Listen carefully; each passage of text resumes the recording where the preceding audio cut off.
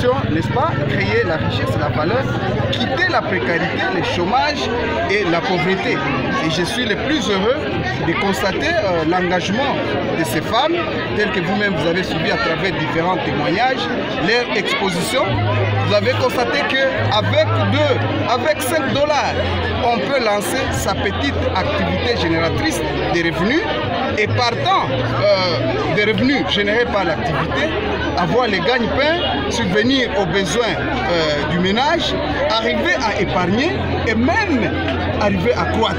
Ça nous a vraiment fort réjouis et nous encourageons donc toutes les mamans qui sont entreprenantes à poursuivre ici cette lancée et particulièrement la jeunesse constituant la force motrice majeure.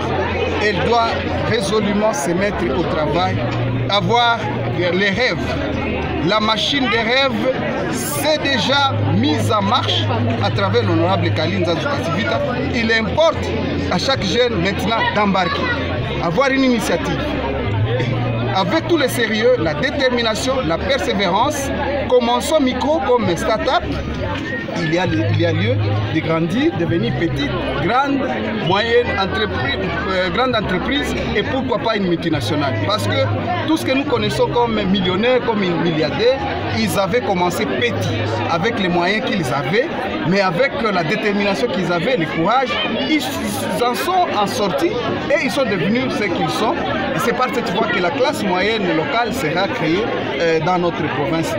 Clôturer ces jours, comment évaluez-vous la semaine mondiale d'entrepreneuriat? Oui, pour moi, c'est avec grande satisfaction que la semaine a été organisée, étant donné que les activités qui étaient planifiées, à plus de 90%, elles ont été organisées.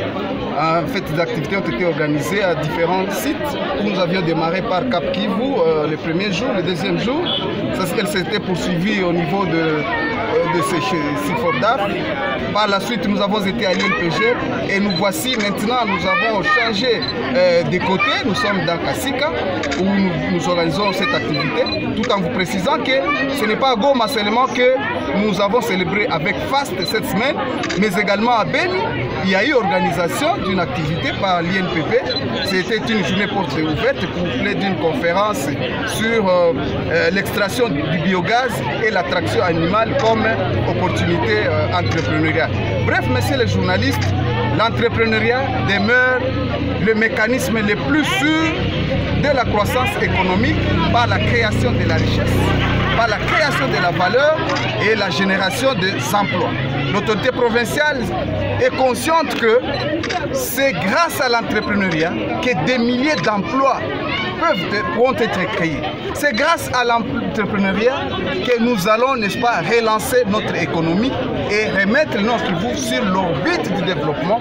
Et notre province doit être la locomotive de développement de la RDC. Qu'on ne parle plus du Nord Kivu dans le sens du négatif, dans le sens des groupes armés, dans le sens, c'est pas moi, de la division des conflits interethniques, mais que le Nord Kivu soit placé sur l'échiquier national et international dans le sens du dynamisme de sa population en matière d'entrepreneuriat. Et c'est possible avec l'honorable Kaline Nzanzu-Kasivita qui a déjà donné la vision. Il importe que chacun à son niveau puisse se l'approprier. Merci.